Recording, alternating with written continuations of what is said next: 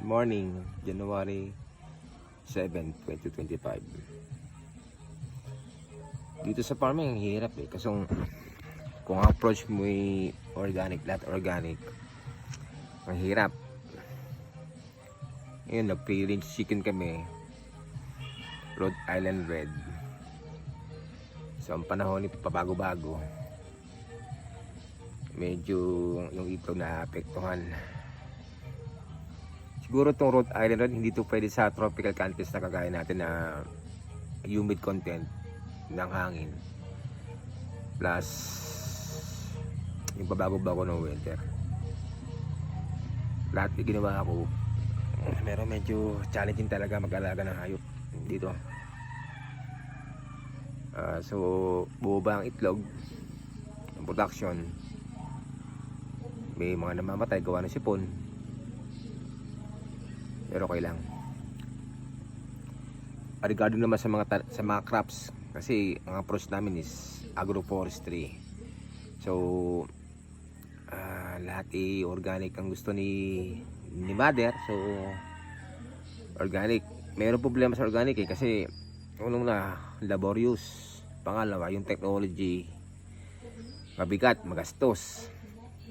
Bawas sa pagtanim ka ng gulay. Kung organic ka, dapat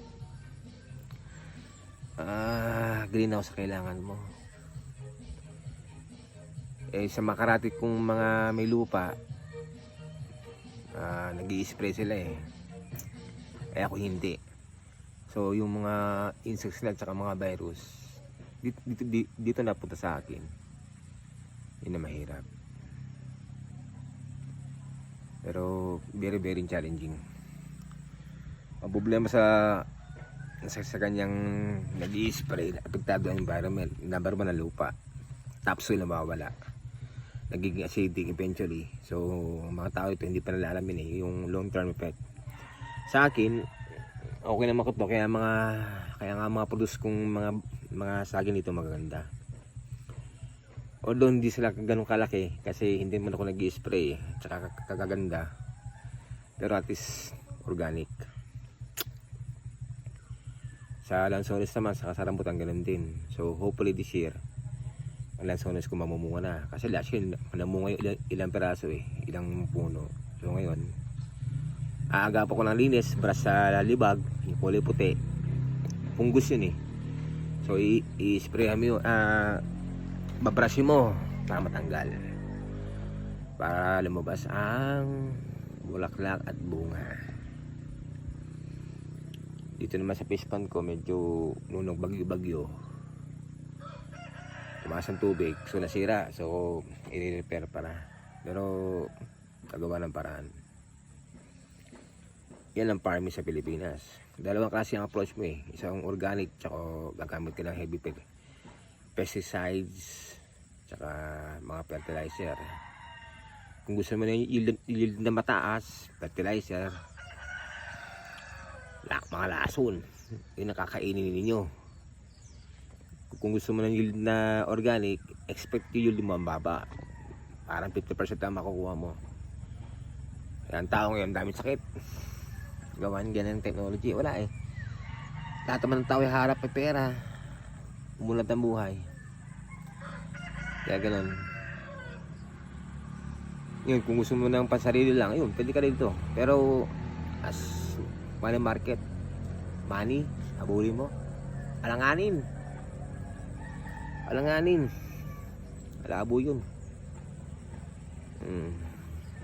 Kaya ganun, challenging ang farming, really laborious. Lahat physical, may mental yung planning, pero yung execution physical. Maglakad lang sa bundok yung hirap mga kamay ko nakanta sugat na, pati mga daliri ko dumi-dumi.